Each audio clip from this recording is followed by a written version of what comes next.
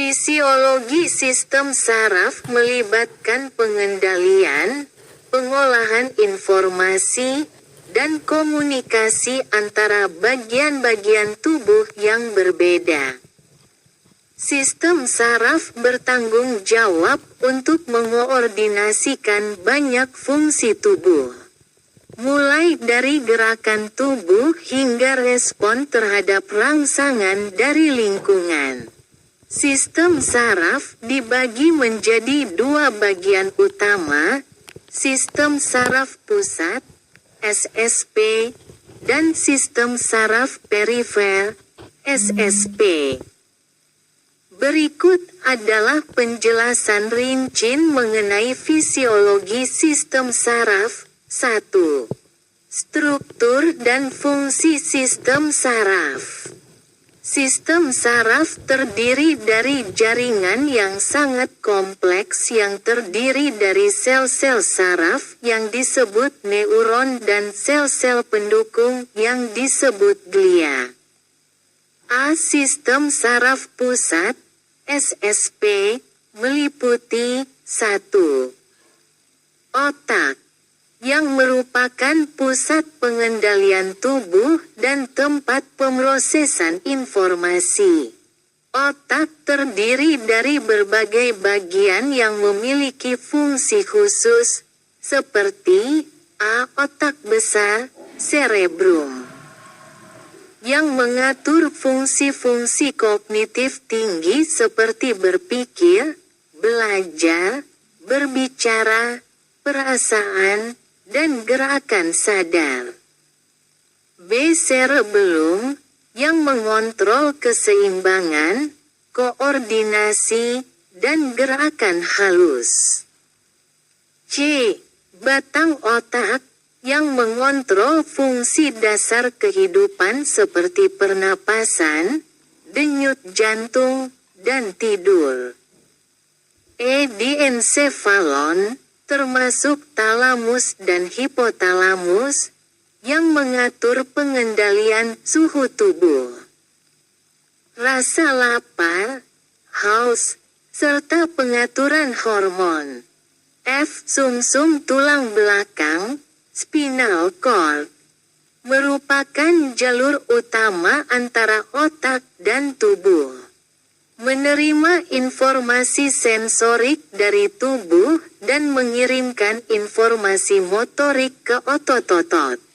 B. Sistem saraf perifer, SSP, terdiri dari 1.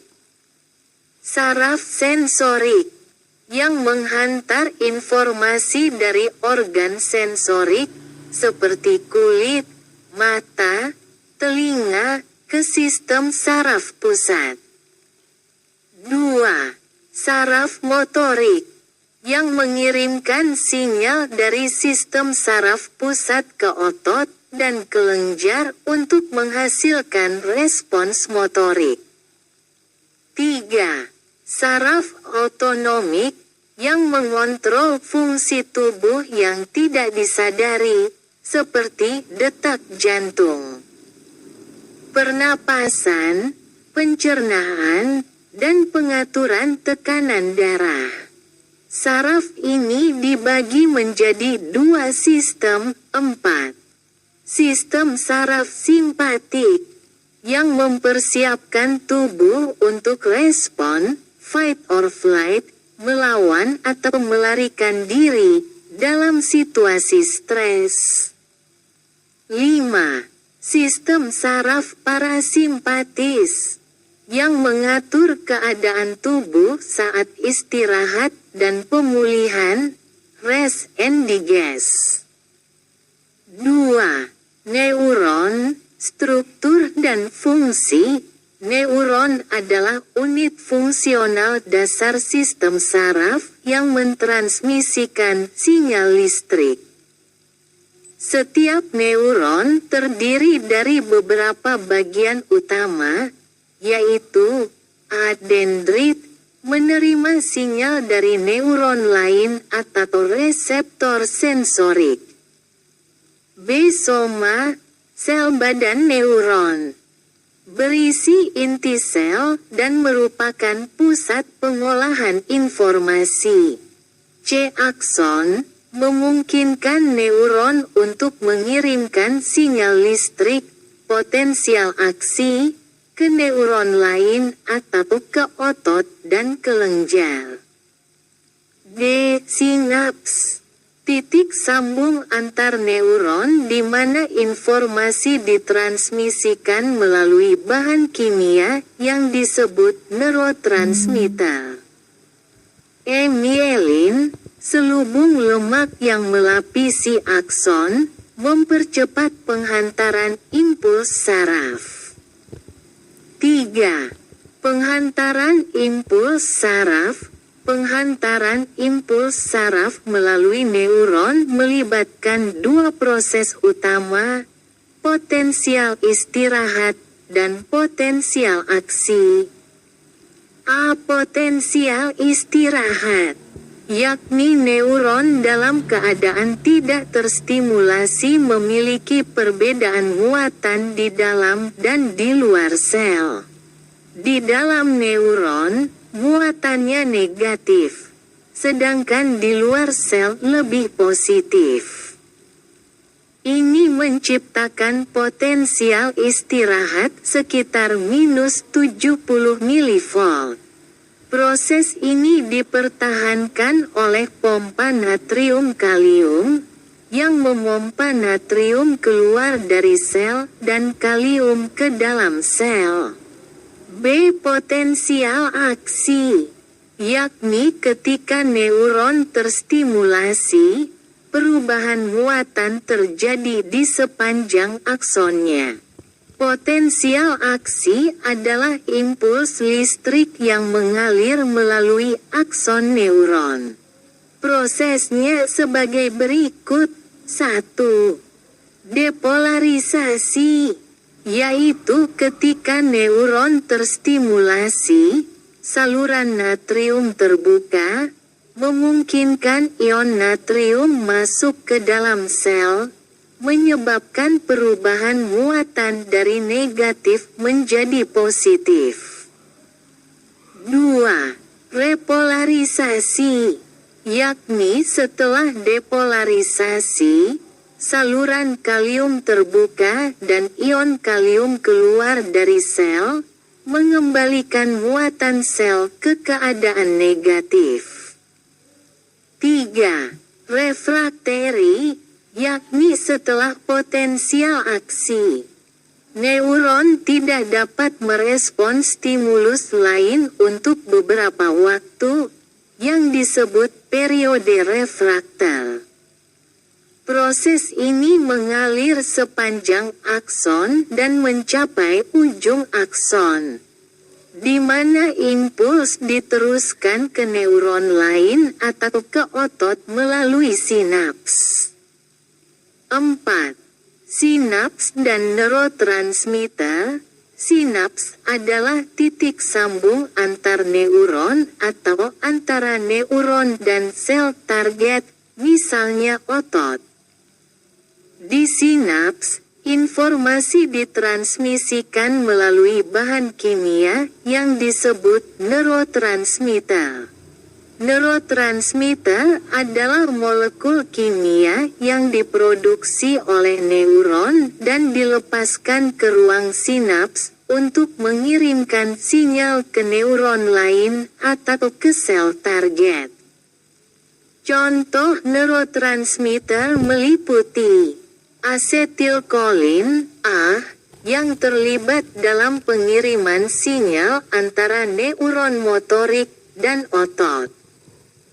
Dopamin, yang terlibat dalam kontrol gerakan, motivasi, dan kebahagiaan. Serotonin, yang mengatur mood, tidur, dan nafsu makan. Norepinefrin, yang terlibat dalam respons stres dan pengaturan tekanan darah. Neurotransmitter mengikat reseptor di neuron penerima, yang kemudian memicu respons lebih lanjut. seperti depolarisasi atau inhibisi pada neuron berikutnya. 5. Refleks dan pengolahan informasi. Refleks adalah respons cepat terhadap rangsangan yang melibatkan sistem saraf tanpa pengolahan yang melibatkan otak. Refleks terjadi melalui jalur refleks yang terdiri dari neuron sensorik, neuron asosiasi, interneuron di sumsum tulang belakang, dan neuron motorik. Contoh refleks, refleks patelar, refleks lutut, yaitu ketika tendon di bawah lutut dipukul. Sinyal sensorik diterima dan diproses di sumsum tulang belakang, yang segera mengirimkan sinyal motorik ke otot quadriceps untuk menyebabkan gerakan tanpa melibatkan otak secara langsung. Sementara itu, pengolahan informasi yang lebih kompleks, seperti berpikir dan pengambilan keputusan, terjadi di korteks cerebral yang merupakan bagian dari otak yang mengontrol fungsi kognitif. 6. Pengaturan dan fungsi sistem saraf. Sistem saraf berfungsi untuk mengontrol dan mengkoordinasikan berbagai aktivitas tubuh, termasuk pengaturan fungsi otonom. Sistem saraf otonom mengatur fungsi tubuh yang tidak disadari, seperti denyut jantung, pernapasan, pencernaan, dan pengaturan suhu tubuh. Sistem saraf otonom dibagi menjadi dua bagian. 1. Sistem saraf simpatik mempersiapkan tubuh untuk fight or flight dalam menghadapi stres dengan meningkatkan detak jantung, memperlebar bronkus, dan meningkatkan aliran darah ke otot. 2. Sistem saraf parasimpatis mengatur fungsi tubuh dalam kondisi istirahat, seperti memperlambat detak jantung, merangsang pencernaan, dan mengatur proses pemulihan. B. Pengaturan pergerakan. Sistem saraf motorik mengontrol pergerakan tubuh dengan mengirimkan sinyal ke otot. Gerakan dapat berupa gerakan sadar yang melibatkan korteks motorik atau gerakan refleks yang lebih cepat tanpa pengolahan sadar. C. Pengolahan sensorik. Sistem saraf juga berfungsi untuk menerima dan memproses informasi sensorik seperti penglihatan, pendengaran, rasa, dan sentuhan, yang memungkinkan tubuh untuk merespons lingkungan secara adaptif. 7. Gangguan pada sistem saraf.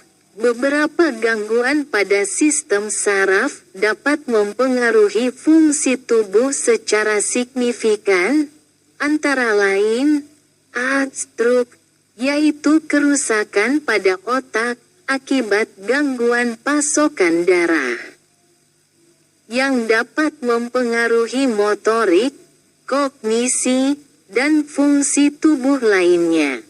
B. Penyakit Alzheimer, yaitu gangguan degeneratif yang mempengaruhi memori dan kognisi. C. Parkinson, yaitu gangguan pada sistem saraf yang mempengaruhi kontrol gerakan tubuh. D. Multiple sklerosis, yaitu penyakit autoimun yang merusak mielin dan mempengaruhi transmisi impuls saraf. E. Neuropati perifer, yaitu kerusakan saraf yang dapat menyebabkan rasa kebas, nyeri, dan kelemahan.